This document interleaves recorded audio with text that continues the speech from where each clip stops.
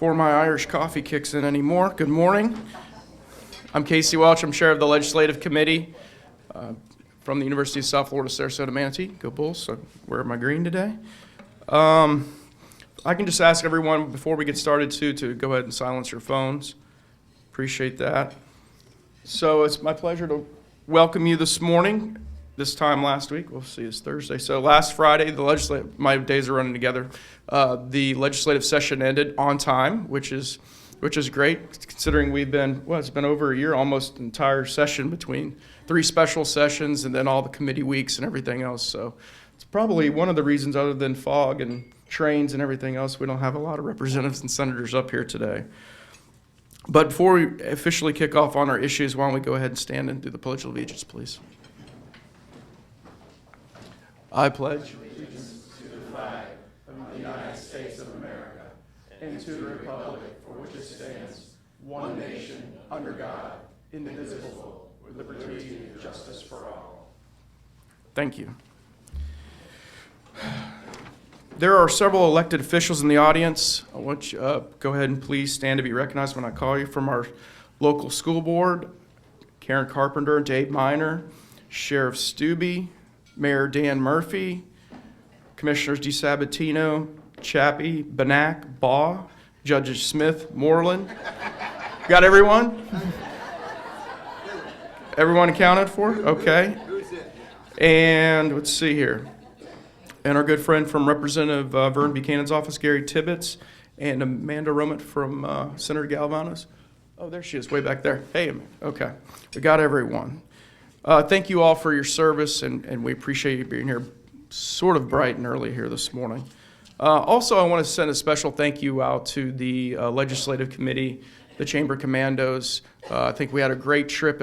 If you saw the one of the latest magazines from the Chamber, we had some really great meetings with the governor and our local legislative delegation, and had some interesting conversations about Enterprise Florida funding, our local delegation, and how they were involved in that. And it was in one of our top priorities also with the chamber. So, to have our local delegation intimately involved with that, it to be a priority on our list, and to have meetings with essentially the 3 or 4 principals involved in that, I think it just shows the effect that your chamber has in representing you in Tallahassee. So I just want to thank you all for that. How about you all stand up, by the way? Ray, who else is on the Legislative Committee here? Several of you. Thank you. Richard. Also want to thank our sponsor for today, Bright House Networks. Thank you for your ongoing support. We appreciate that. And also Charles Clapsaddle and his team from METV is televising and taping this for a later broadcast, and in case you have trouble sleeping later, you want to see this again. I want to go over a couple items before I pass it off to Representative Stubbe to talk about the legislative session that just ended. At your table, you should have our list of priorities, and I go through a couple of them that we were successful in partnership, obviously, with the legislature and other chambers, with elimination of the manufacturing equipment sales tax, increased funding for K-12 funding. We protected worked on protecting the Transportation Trust Fund. I'm happy to report, where's Dr. Probstfeld, that the library, thankfully, for State College of Florida, which was on our list, was funded and not vetoed. Knock on wood. Congratulations, Doctor. We talked about this with the representatives and senators in our meeting in January, but a decision that the legislature made, and I hope Representative Stubbe can talk about it later, is adding bonding facilities, which is such a huge issue when you take this is way in the weeds, but it's an important topic to talk about. When you only spend state money that is cash value on buildings, it's a very small pool. And when you go bond that money, it really elevates that. So essentially we went from a $60 million pool to an over $100 million pool just by doing that.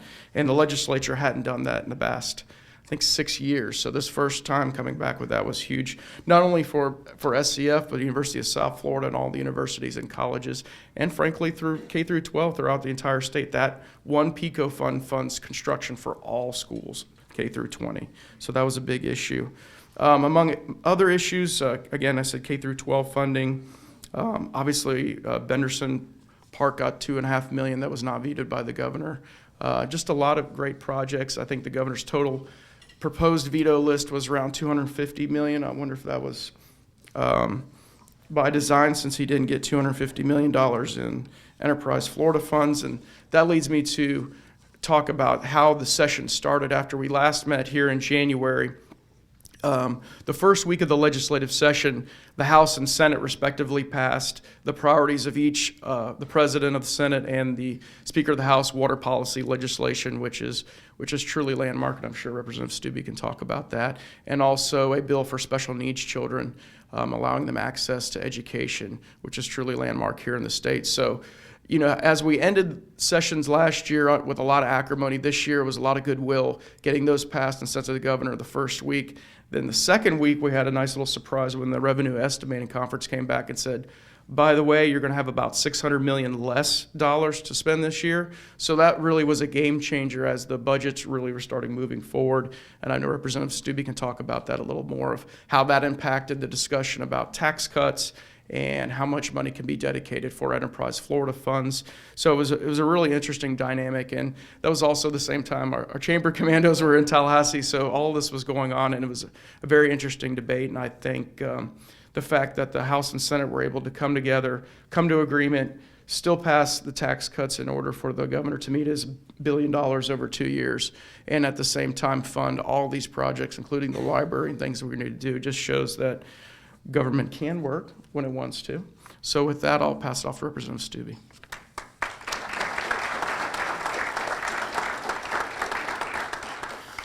Thanks, Casey. I guess you're getting the Greg Stubbe show today. I apologize that my comrades in arms up here are missing, but Daryl texted me on the way here, and he said the Skyway is shut down. I can't get over the Skyway, so he was planning on attending but couldn't make it. So I will carry the torch for my brethren in the legislature.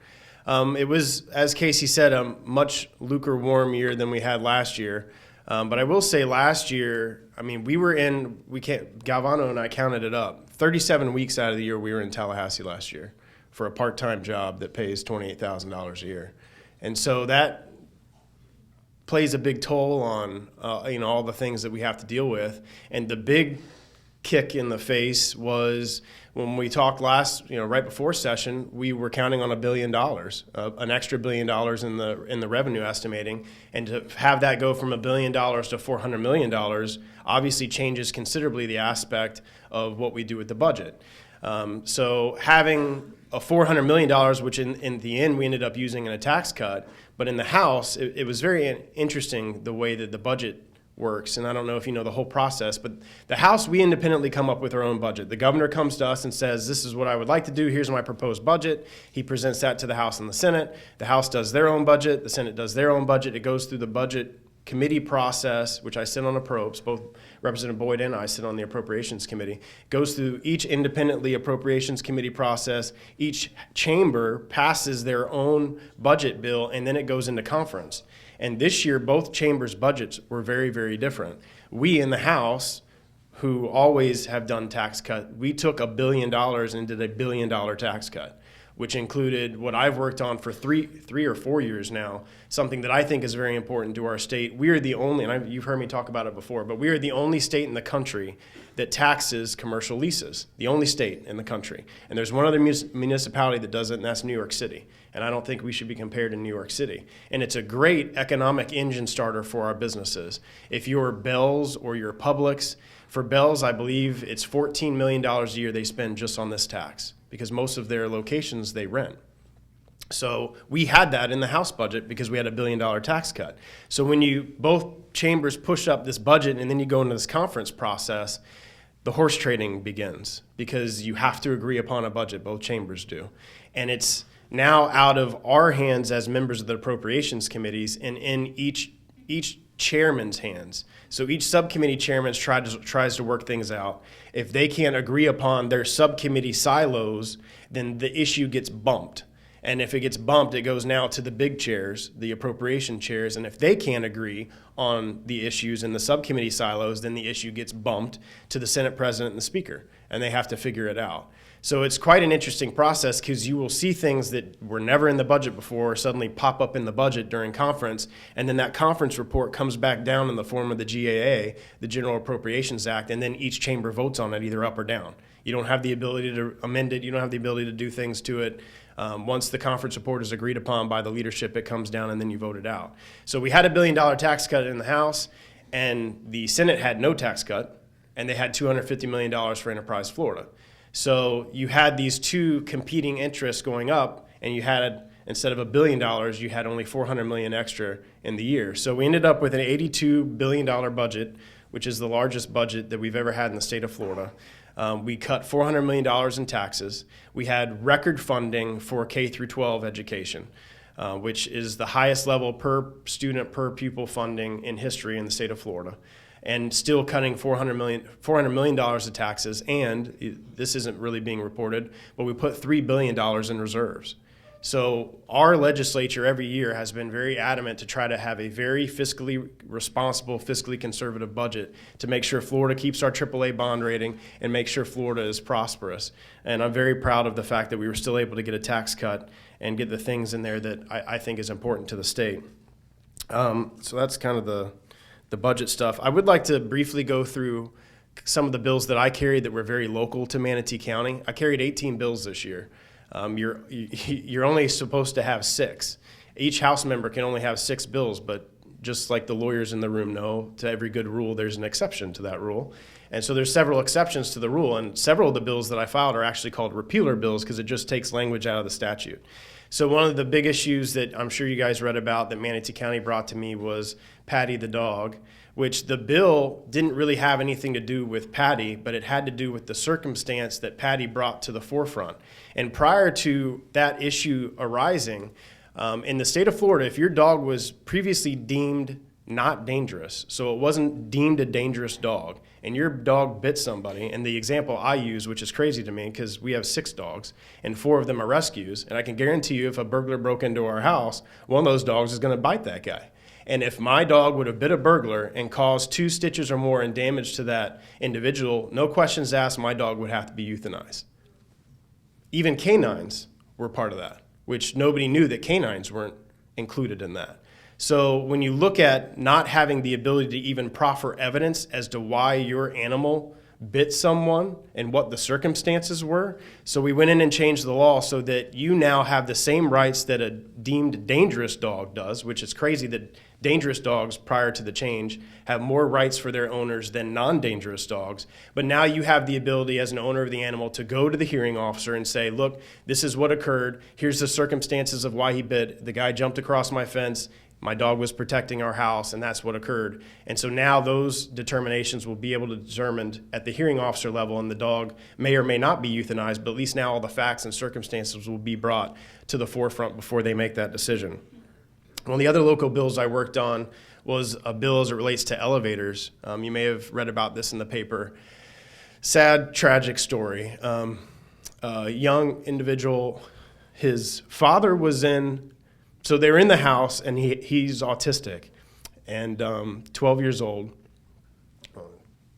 Take a break here. So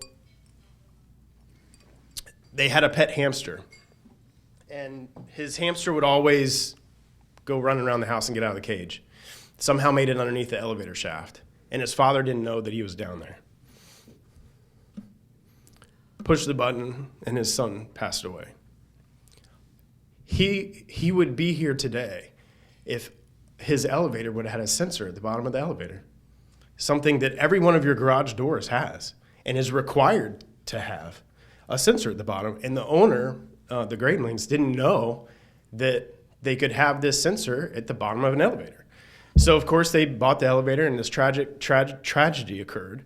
And they came to us. Bill Galvano came to me with the bill because they went to Bill first. And I said, yeah, I'd be happy to sponsor the bill. And so what the bill we did was requires that any residential elevator that is now constructed in the state of Florida has to have a sensor at the bottom of the elevator. Because now if there's something down there or someone down there, you push the button, it's not going to go down, just like your garage door doesn't go down if there's something in the sensor. So that, unlike some of my bills that are a little bit more controversial than others, that passed unanimously in all the House committees, unanimously in all the Senate committees, and you just sit back and you think, why was this not required before?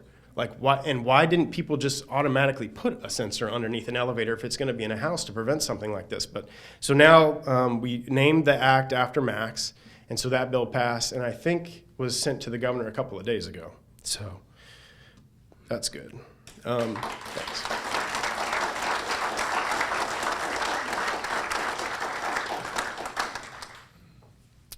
Something a little bit more positive. Last year I talked about the military and veterans bill that I've worked on for 2 years, which came from Minnesota, or the Goodwill Minnesota's Veterans Task Force, which I've had the honor to serve on for the last 3 or 4 years.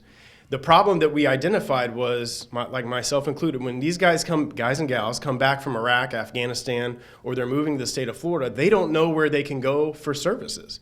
They don't know where they can go and get funding or help for PTSD. They don't know where they can go and get an electric bill paid. They don't know where they can go and get help for a job. They don't know where they can go to do anything. When I returned from Iraq, and I'm from here, I mean, I know my way around Bradenton. I was born and raised here. But when I came back, I didn't know where the local DAV was. I didn't know where the local VFW was. I didn't even know where Bay Pines was to go and get treatment for the things that I needed to get treatment for. So what we did was, 2 years ago, passed a bill that requires you to have a V designation on your card. It's completely optional. When you go in to renew or get your driver's license, you can say, they now are required to ask the question, are you a veteran? Yes. Do you want a V designation on your driver's license? Yes. Would you like to have your information submitted to the Department of Veterans Affairs so that you can receive information on services available in the community?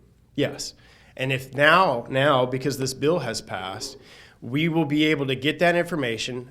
Veterans Affairs sends it down to the local service offices, and Goodwill has agreed to pay for these pamphlets. I wish I'd have brought one. If you've seen them, they're awesome. They have anything and everything you can think about. It's about this thick of all the services and things in the community that veterans can get. And so now, within a couple of weeks of you either returning or moving to the state of Florida as a veteran, you're going to get this packet of information, not paid for by government expense, of all the services available for you in the community. And that's part of the veterans bill that we did. And the other part that I think is very important is we have all these service members coming back who are nurses, who are truck drivers, who are firefighters, who are law enforcement officers. And they have all this training because they learned how to do it in the military. But when they come to Florida, they're now a nurse, but they got trained by the Army, so now Florida doesn't recognize their training. So then they have to go to the State College of Florida or go to a school and get a degree in whatever it is, or get their training at the police academy, or get their training as a truck driver and all these things. And to me, that doesn't make a whole heck of a lot of sense if they've already done it. So we put in the bill too, if they have some type of trade that they've already done in the military and they pass whatever test it is that they have to pass to get certification at the state level, whether it's a nurse, a cop, a firefighter, whatever the case may be, they can now just take the test, get accredited, and get licensed instead of having to re-go through all the training that they've already gone through. That was a piece that we had in that veterans bill too. And that was passed unanimously in both chambers, and I'm happy to see that move forward. Thanks. Is there anything else you want to talk about? Yeah, so, and since I'm the solo guy up here, if you guys have questions, feel free to just raise your hand and we'll go the direction you want to go. So for 2 years, the speaker's priority has been water policy. And last year, because of the imploding of session, you know, it's politics. So a lot of times the Senate president will hold hostage the speaker's priority, and the speaker will hold hostage the Senate president's priority until the very end of session so that they can horse trade, knowing that each of their priorities are still being held in the other chamber. And that's what happened last year, and then we died early and they all died. Also, my veterans bill died last year and a number of other things. Well, this year, as a sign of solidarity and the fact that we've moved past all of that, the water policy bill was passed the first week of session, and then the Senate president's priority for individuals with unique abilities was passed the first day of session in both chambers. They crisscrossed, and the governor signed them. The water policy bill has really been a several-year project to really bring positive growth to the state of Florida as it relates to water policy, and really allow for the record funding for conservation, the record funding for water projects, and really bring water policy to the forefront. Because none of us really think about it. We just go to our faucet and we turn the faucet on. But water is really a very, very big issue in the state of Florida, and I think will continue to be in the state of Florida, because we don't have a water problem. We have a water storage problem. Because we have tons of water, we just don't have anywhere to put it. So this bill went leaps and bounds on policy, and all the different interest groups were involved in it. And what shows the level of support was every environmental group and every business group signed off on the legislation. So it wasn't like it was hurting the environment and the environmentalists hated and the businesses liked it. Everybody agreed that this was the great policy, the best policy for the state. And then we funded a lot of those projects. So I'm happy to say that finally got passed. You want me to take questions now, or you want to? Yeah, I'll kick it off as a segue. If you're going to ask a question, please go over to this microphone over here so it'll be recorded on METV. And while looks like Misty's making her way up, as a segue up on environment, can you talk about how Amendment 1 was funded, and the debate between purchasing land, conserving land, and what goes into that? And some of you in here may not be happy with my answer, but if you actually read the language of the amendment, the language of the amendment that 70% of Florida voters voted on does not say that we are to use that money to go and purchase land. It doesn't say that. Read it. It talks about water quality. It talks about improving the environment. It talks about purchasing land. It talks about saving the environment, conservation, all these different things. So when we read the plain reading of the amendment and then applied that to all of the different needs in our state, we, especially in the House, and I can spend hours on this if you want me to. The House's position and the chairman of Ag and Natural Resources position, I actually agree with him on this 100%. We own a ton of land in the state of Florida. And I don't know if you know how this program works, but when you purchase the land, it doesn't just sit there. So like if I own a ranch and I want to sell my property to conservation, I still operate my ranch. I just then get millions of dollars in taxpayer dollars to not develop it. That's it. So your taxpayers' dollars are being spent to just buy land, but you're not buying land. I can't go on it and fish. I can't go on a canoe. I can't go ride my horse on it. It's just now not being developed. And if you look at the lot of the land that has been bought, it's not developable. I mean, half of it's underwater. So it never would be developed. So in the House, we said, okay, well, buying some state land is fine, and we'll continue those programs, but all of the money that's coming from that amendment is not going directly to that. It's going to go to water quality projects like cleaning up Lake Okeechobee. It's going to go to the Kissimmee River to get water quality at a place where we need water quality in the Kissimmee River. It's going to go to all these different things. And I think there's local projects for Manatee and Sarasota County that we funded out of that pot specifically for the environment, for water quality. So there's kind of a difference in opinion as to what that money is supposed to be used for. The groups that push that amendment think we're in the wrong, and they've actually sued us, think that we're in the wrong and every dime of that money should go to actually purchasing land. But it's not just purchasing land that you and I can use as a park. It's not a state park. It's purchasing land from a private landowner, and that private landowner can continue to use that land in whatever way he's using it to be profitable. It just can't be developed. So that's kind of the difference in opinion from the House and from the legislature in differing opinion of the people that pushed the amendment. Question? Yes, good morning. My name is Misty Servia, and I am a candidate for Manatee School Board District 3. And the parents and teachers have begged the Florida legislature for years to find better alternatives to measuring student and teacher progress than the standardized tests that we have seen. The legislature took no action this year, and I had hoped to ask Senator Galvano this question since he sat on the Education Committee. So thank you, Representative Stubbe, for being here, and can you please address that question? Oh, yeah. So the question was testing and what the legislature is doing as it relates to testing. And I will qualify this with the only experience I have in education policy is my mom was an elementary school teacher. In my career in the legislature, I've never sat on an education committee. So I can't give you the intricacies of what I can on healthcare policy because I've sat in all those committees. Last year, we did pass a bill that would reduce the amount of required state tests. And that was very much well received from the state moving forward. And there's this big rub back and forth between what the legislature does and what the school board does. And what the legislature requires is standardized testing, and what the local school districts are requiring as standardized testing.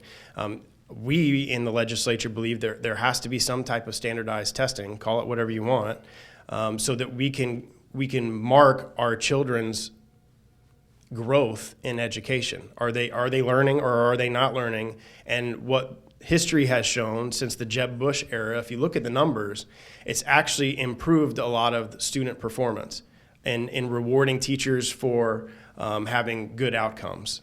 So, I mean, every year there was a huge, and if I'd have known you'd ask that question, I'd have brought a pamphlet. We passed a huge education, I think I just lost my mic. We passed a huge education bill this year that had so much, is it still on? No.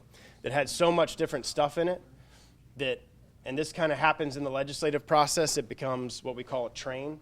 So there'll be, I think it was like 13 different education bills that they ended up amending into one big policy bill, and it was passed out. And I will get you that information of what's all in there, because I don't know off the top of my head. It was only about 200 pages. Yeah, it was like 200 pages of policy. Yes, sir. We're working on the internal thing, so grab this. Well, I'll shout it out. I'm Charlie Hunsaker, Manatee County Parks and Natural Resources Department. It's my honor to thank you, Representative, for your support this year on those environmental projects you spoke of, and in particular, $345,000 to come to support better water, better environment upstream of our drinking water source, Lake Manatee. So, if you don't mind, I'd like to raise a toast to good government that leads to good water, right from the glass. Thank you.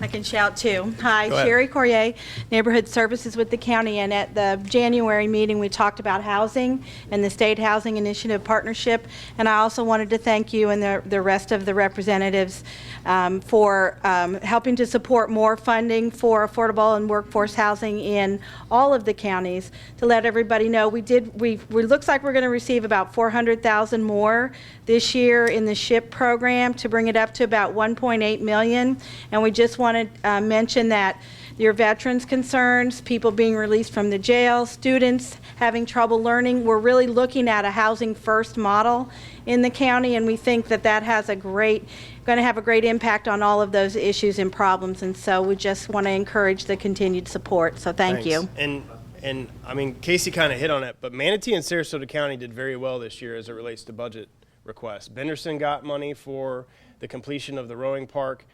Selah Freedom for sex trafficking, got money to prevent sex trafficking. The Manatee Glens, which for 2 years now, well, it's not called Manatee Glens now. What is it, Centerstone? I'll never get that changed, by the way. Last year I put $500,000 in for their CAT team. Dad can tell you all about that. For their community assessment team to respond to mental health crises, and it got vetoed by the governor last year. So this year I put in $750,000 for Glenn's CAT team, and there was an additional $500,000 that I think Boyd put in for one of their other programs. Both of those got funded. Both of them got in the final budget, and the governor didn't veto them this year. So you've got a lot of big local projects that got funded.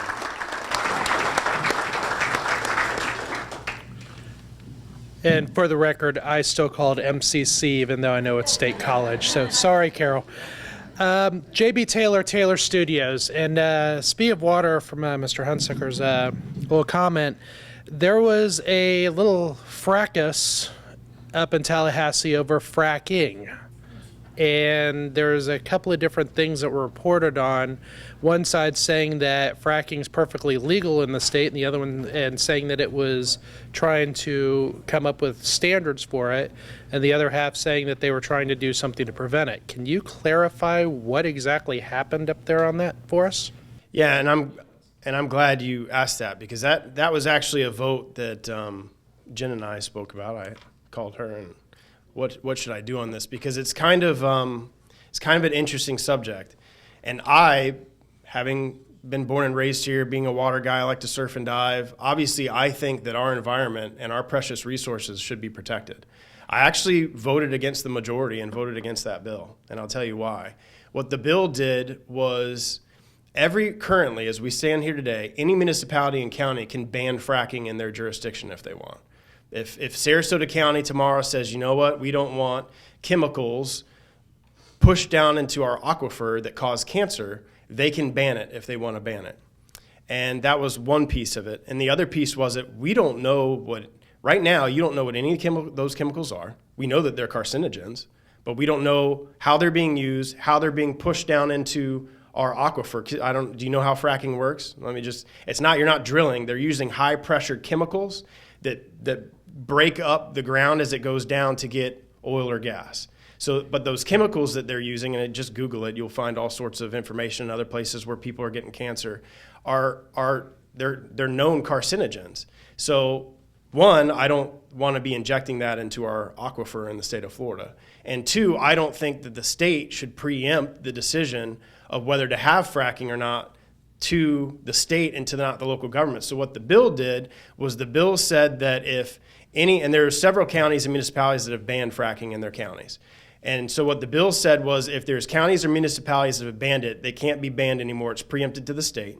No more permits can be issued until there was a study that was done at your taxpayer expense. I think it was like $1 million or $2 million to do a study on what that is they're injecting into the ground. And then it would then allow a process to allow fracking in the state, but your local municipalities and counties wouldn't have a decision. I'm sure Manatee County would have a little bit of a problem with that, but it basically would say, okay, state and DEP would come up with rules once they do this study as to how fracking can be used in the state, and then the local municipalities have no control. It would be all the state DEP. So it would be drawn up to the state. They go through a process. If it's approved, then there would be rules, and then anybody would apply for a DEP permit to frack. But if they wanted to frack out here in Mayaca City, Manatee County would have no decision-making authority as to whether they were doing or not, because it would be a state approval.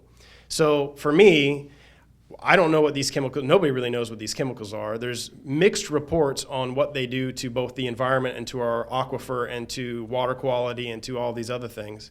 And so I think there was only 7 Republicans that voted against the bill. So it passed the House, went to the Senate, and the Senate killed it. The chairman of the Senate Appropriations Committee had a similar, what I'm telling you, feeling of we don't know what this stuff does. I don't feel comfortable allowing this until we have more information as to what we're actually shooting into the ground. So that bill died.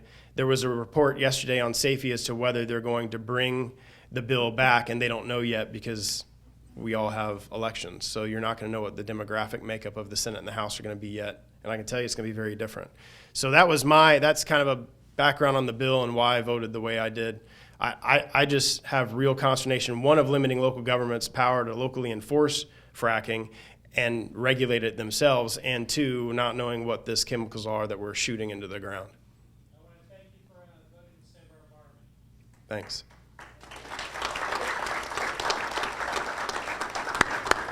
Representative Stubbe, thank you so much, for being with us today and bringing your wife along, who always adds to every meeting.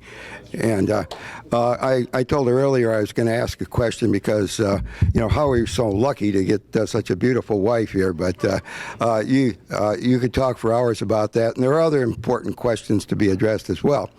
And as my name is Dave Watchdog Miner, I am the representative from District 3 of the school board, and I am seeking re-election. I think my opponent brought up an important issue with respect to testing, how they're done, what is done, how much money is being spent with respect to testing.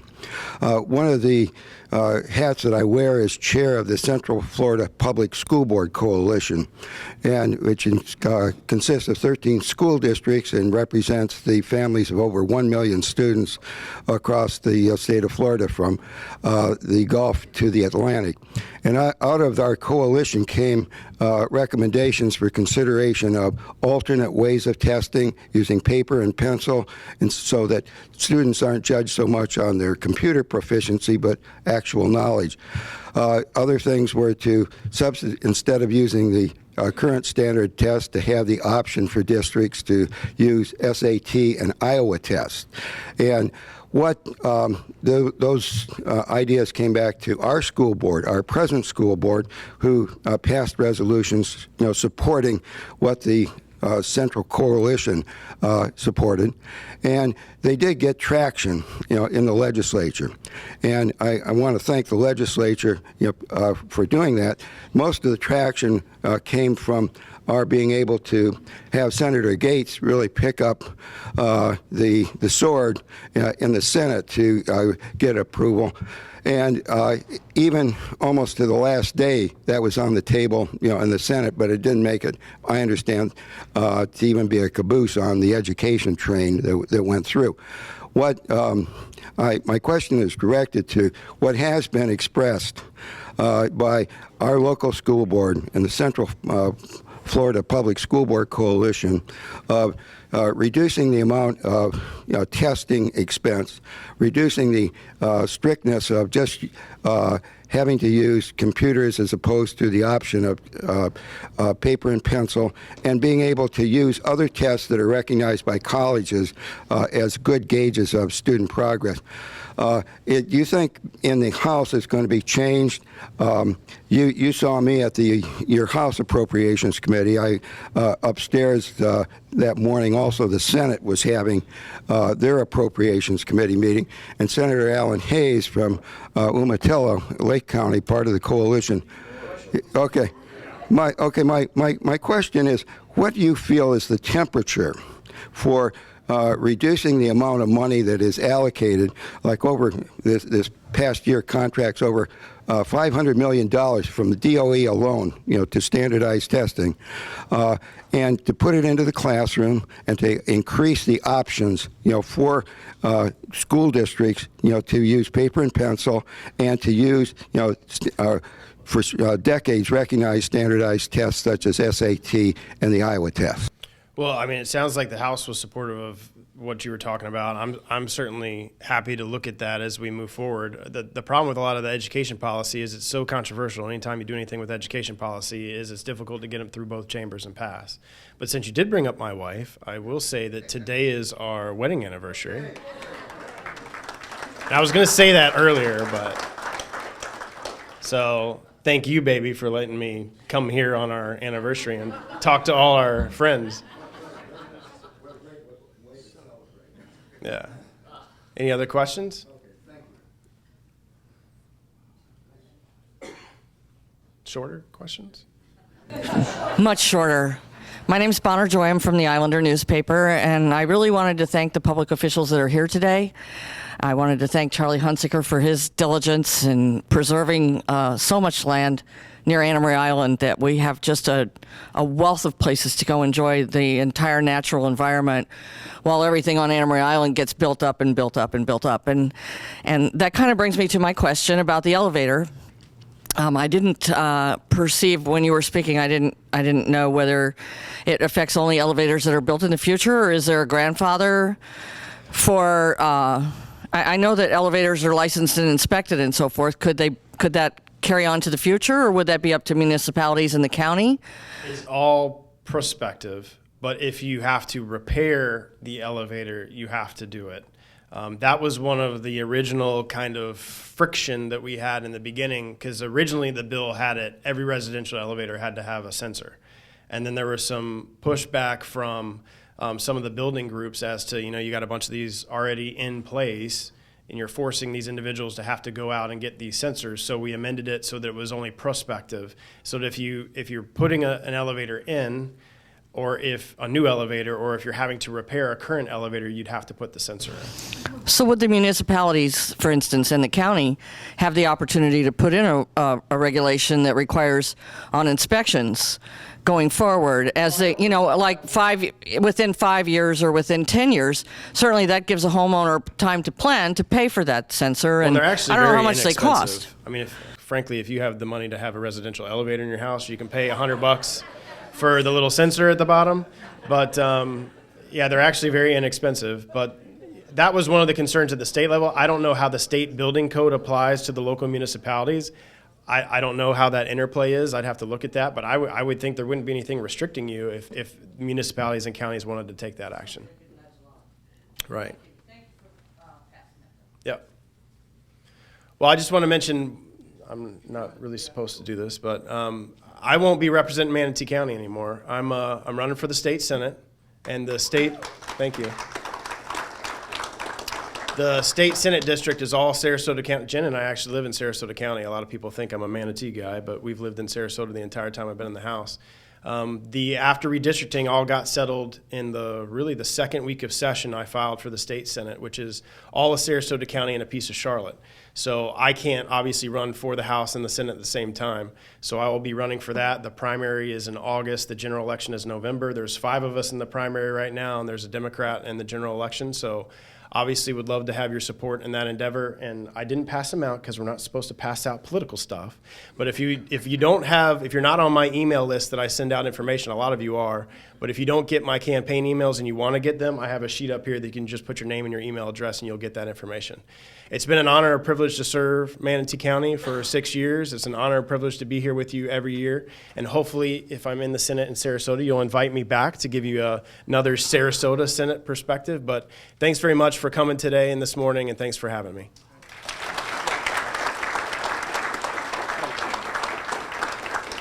Thank you. And I got a couple of announcements to make. Again, thank Representative Stubbe, and we will be sending a bill for breakfast to all of his colleagues in the local delegation for their eggs and pancakes that they did not eat this morning. Want to make a couple of chamber announcements real quick. If you, on your way out, if you'll pick up some flyers you can make your reservations for a luncheon with former Congressman and good friend of this community, Dan Miller. He's going to give his insights on the 2016 presidential election, which will be very interesting. And you can pick up the flyer as you go out on the date and time of that. And also, don't forget, tomorrow's the membership appreciation cookout at the Chamber's downtown Bradenton office, 11 a.m. to 1 p.m.